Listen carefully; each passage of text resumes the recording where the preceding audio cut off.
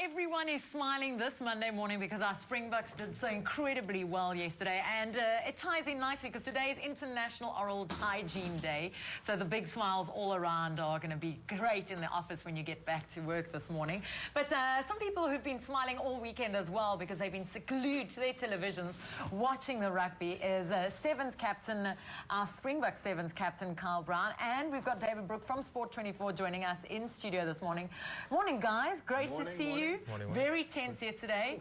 David and I were on chat to each other yesterday on the phone. We were texting each other the whole way through the game, getting very, very tense. It was stressful. And I'm going to first ask your opinion before I get Carl, as a rugby player's opinion. Your opinion on the game yesterday? If they're going to carry on like that, I'm going to need... I'm going through heart palpitations every single game here. You know, I can't do this for the next month and a bit. So they need to have a bit of an easier run going into the quarterfinals. But you know what? In a World Cup, a win is a win. No matter how dirty it is, no matter how badly you play, a win is a win. And at the end of the day, the game against Wales is always going to be the decider in that group. Who tops that group? It now looks like South Africa have got that easier run to the quarterfinals. So now we play Fiji this week, which is going to be a difficult one. But there's a lot of injury concerns. Jean de Villiers and Victor Matfield have already been ruled out of this Saturday's game. And now Bakkies Botha is also an injury doubt. So we're now short not only on locks, but we're short on leaders as well. Yep. So, you know, John Smith has been under huge pressure. There was a lot of talk in the press yesterday that John, you know, now needs to step away and let Bismarck come. You know, we've had this debate many a times, you know. But it now seems that John Smith's role is even more important now because Victor Matfield's ruled out. This weekend's game against Fiji is a crucial one because a lot of people think Fiji is going to be quite an easy game. But, I mean, Carl will tell you, Fiji are the most, you know, they awesome at sevens. They normally not great in the 15-man game, but they can spring surprises. They played us in the last World Cup and almost shocked us. So, you know, it's going to be a cracking one. They'd maybe rest a couple of the big names, bring in a couple of the fringe players, give them some game time, get them used to the World Cup. You know, there's a couple of guys that have never played World Cup before. Get them on the field, get them playing, and hopefully we can take the winning momentum through. What do you think, Carl? You watched the game. From your opinion as a Sevens captain. I think we're very impressed with the win this weekend. I mean, like we said, you know, at any opportunity we'll win. You know, win ugly, win pretty, it doesn't really matter. It's a World Cup, and we'll take the 4 points. I think now more than ever, it's time for a squad effort. We've always spoken about how South Africa's got more depth than most nations, and what's going to come to the fore in the next couple of weeks is how much depth we have over the, you know, sort of the smaller nations in terms of injuries and guys being able to step up and make the difference when it comes to that point. Fiji's going to be an incredibly tough game. They're opportunists, and you know, if you give them ball, they're going to run, and they've got nothing to lose, so they will throw that ball around and they'll show you that they can play rugby. So I think, you know, probably got to put them away early, keep it tight, keep it structured, and do our best. Now, little birdie told me that this weekend you never left your couch. You watched every single game, I believe. I had the beauty of the PVR works very well.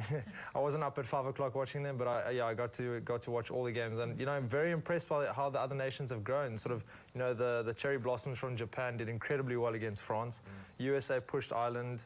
You know, Italy pushed Australia 6-all at half-time.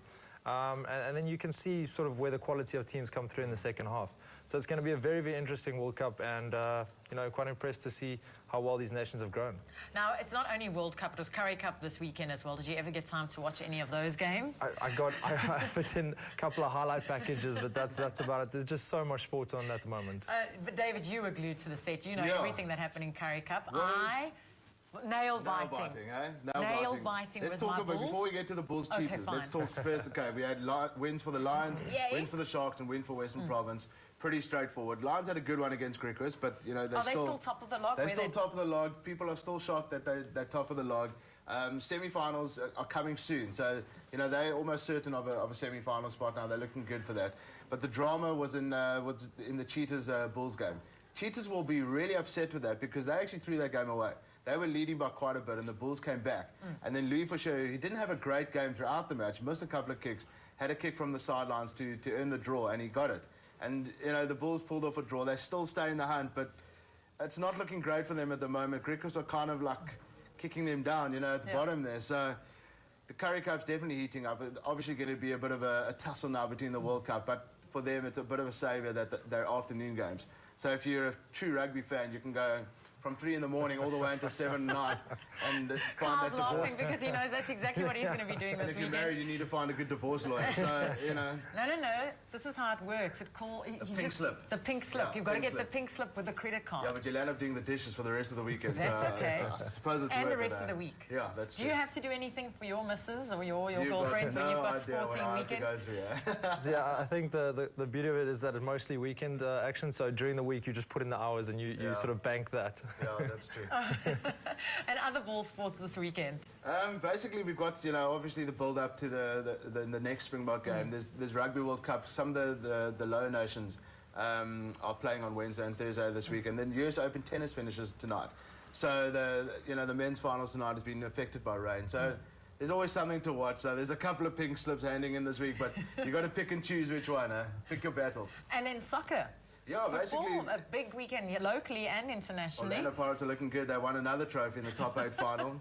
They beat their Soweto rivals, Kaizer Chiefs, Don't tell again. Katlejo. Yeah, he's not going to be a happy No. boykie.